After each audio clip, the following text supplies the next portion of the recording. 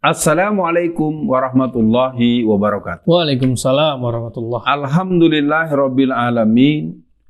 Asyhadu an la ilaha illallah wa asyhadu anna Muhammadan abduhu wa rasuluh. Dibacain berita, jumpa lagi dengan pemirsa. Bung Alhamdulillah. kameramen, disilahkan. Baik, Bung Alfian, ini ada berita dari Detik News, Senin 11 Juli 2022, Bung Alfian. Judulnya, dirilis survei Bahlil Celetuk, duet Puan Anies bisa satu putaran. Waduh, bagaimana respon awal Bung Alfian? Kalau saya melihatnya Bung Alfian, ini malah jadi kasihan Pak Aniesnya. Elektabilitasnya bisa hancur. Ini saudara Bung kameramen belum apa-apa sudah mengambil kesimpulan. Ini pertanyaannya perlu dipertegas dulu nih. Ini Puan Anies berarti Puan presidennya, Anies wakilnya gitu. Sepertinya begitu Bung Alfian. Oh. Ya masa anak proklamator Bung Alfian. Cucu. Oh cucu. Masa jadi wakil. Mau ketawa takut ntar dimarahin. Jadi yang jelas Bahlil memang punya kepentingan untuk menyebut itu. Pemirsa sekalian, buat kita nama Anies Baswedan jelas menjadi nama yang sangat punya daya emanasi, ya, daya pancar yang kuat di masyarakat. Iya. Nah, ketika disandingkan dengan Puan Maharani, mungkin itu ada permakluman dari segi kuantitatif angka-angka di politik yang semua tahu itu cara pemerolehannya. Ya, kalau dalam hukum Islam itu subhat kental gitu ya. Ya, mungkin itu sebagai sebuah posisi yang membuat saudara Bahlil berani menyebut-nyebut Puan Anies. Kalau menurut saya terlalu tergesa-gesa. Ya, terus terang saja karena permainannya belum dimulai dan sebetulnya kita juga sangat heran kenapa bisa kita menentukan pencalonan pasangan presiden tetapi angka presiden threshold-nya itu diambil dari hasil pemilu 2019, agak lucu gitu. Iya. Harusnya kan diadakan pemilu dulu, kalaupun serentak, kalau nggak salah memang lebih duluan pilek ya. Hasil pilek itulah yang nanti akan menentukan. Katakanlah kalau bahasa kekeh nih, nggak mau digeser 20% gitu. Katakanlah walaupun saya tidak mendukung ya, tapi katakanlah kekeh lah ya.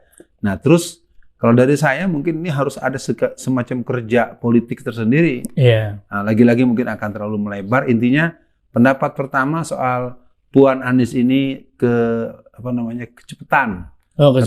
Terlalu prematur untuk dipasang-pasangkan, disanding-sandingkan. Iya. Karena ceritanya masih panjang. Tapi itu pendapat Bahlil begitu, silakan. Tapi dari saya merespon pertanyaan Bung kameramen ini terlalu kesusu kalau bahasa Jawanya. Iya, Bung Alfian, mungkin ini salah satu konten yang tadi saya bahas di masjid, Bung Alfian.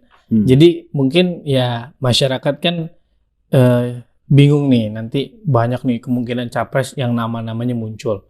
Ya untuk Pak Anies mungkin nanti episode terakhir Bung Alfian. Nah ini yang kali ini muncul kebetulan namanya Puan, maka saya akan berikan pertanyaan, menurut Bung Alfian, pantaskah Puan Maharani menjadi Presiden Republik Indonesia? Dari sisi Bung Alfian sendiri, gimana Bung Alfian? Sebenarnya kita bisa memahami ini dalam bahasa rekam jejak. Iya. Misalnya ketika beliau pernah menjadi menteri misalnya. Menteri yang berhubungan dengan manusia, kalau nggak salah waktu itu ada kasus pemerkosaan massal di Sumatera Selatan. Ketika ada seorang anak kecil, anak remaja putri yang masih kecil, yang bernama Yuyun diperkosa oleh kurang lebih 14 orang remaja yang bervariasi umurnya, dan itu menjadi viral, menjadi pengetahuan di kalangan masyarakat luas. Tetapi kemudian ketika wartawan bertanya kepada beliau yang kebetulan menjadi sosok menteri yang berhubungan dengan SDM, dengan pengembangan sumber daya manusia di kementerian terkait yang beliau pimpin, dengan ringannya beliau mengatakan beliau tidak tahu masalah apa ya, dan itu dengan menahan tawa, hampir semua wartawan yang bertanya itu tersenyum kecut.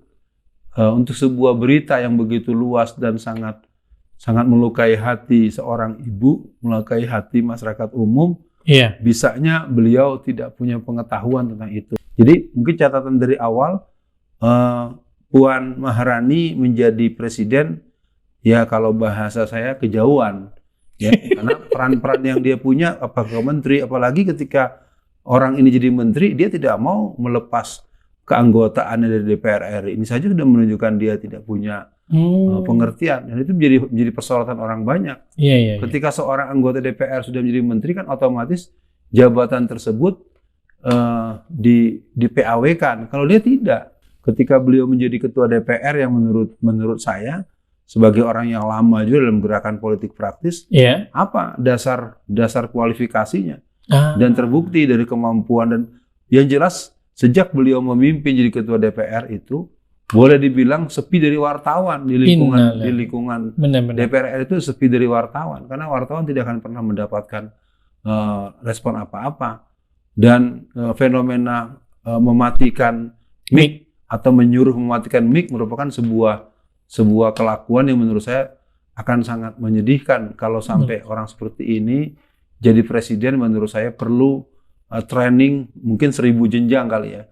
Mesti ada berjenjang-jenjang beliau di training, dari kesadaran dia sebagai seorang wanita, sebagai seorang yang punya peran politik, dan dia juga harus banyak baca. Kalau bapaknya dulu kakeknya dulu baca satu hari bisa 6 buku. Sekarang kita tanya, sedang baca buku apa dia sekarang ini? Sabar Bung Alfian, sabar. Ini kita mau mereview Capres di 2024. Nah, Bung Alfian, ini sangat menarik. Saya ternyata baru tahu, Bung Alfian, ada berita yang tadi Bung Alfian sampaikan. Jadi ini dari CNN, 3 Mei 2016. Puan Maharani tak tahu kasus pemerkosaan dan pembunuhan Yuyun. Padahal waktu itu beliau adalah Menteri Koordinator Bidang Pembangunan Manusia dan Kebudayaan. Innalillahi. Jadi kesimpulannya menurut Bung Alfian, Bu Puan Maharani ini belum pas lah ya kalau memimpin negara ya Bung Alfian ya. Ya, begitulah.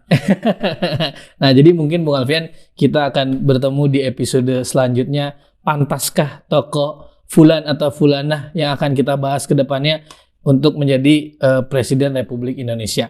Nah, Bung Alfian, untuk akhir sesi kali ini Bung Alfian, apa nih nasihat Bung Alfian untuk masyarakat Indonesia agar memilih pemimpin atau capres nanti bukan hanya sekedar kena kompor oleh media sosial Bung Alfian, tidak kena kompor media mainstream, tapi memang benar-benar melihat bibit bobotnya gitu Bung Alfian. Ya, kepada Bung kameramen mohon maaf kalau nanti nambah 1-2 menit. Iya. Mungkin yang ingin saya katakan adalah kepada seluruh anak-anakku, cucu-cucuku, dan orang-orang yang masih punya harapan masa ke depan. Pertama, jangan takut bercita-cita. Iya. Karena kita penting punya, misal katakanlah hari ini kita punya sekitar 60 sampai 80 juta generasi remaja. Ambillah peran-peran cita-cita masa depan. Yeah. Ada yang jadi presiden, ada yang jadi gubernur, ada yang jadi panglima TNI, ada yang jadi Kapolri, ada yang jadi ketua MUI. Jadi kepada semua anak-anakku, cucu-cucuku seluruh Indonesia, jangan takut untuk bercita-cita. Itu yang pertama. Betul. Nah, yang kedua, kepada para orang tua, berikanlah ruang dan peluang yang banyak buat anak-anak kita untuk melakukan aktualisasi diri mereka. Sehingga akhirnya kita tidak merasakan seolah-olah kalau bukan dia, kita nggak bisa punya presiden. Kita malu pada Allah. Kita malu pada sejarah.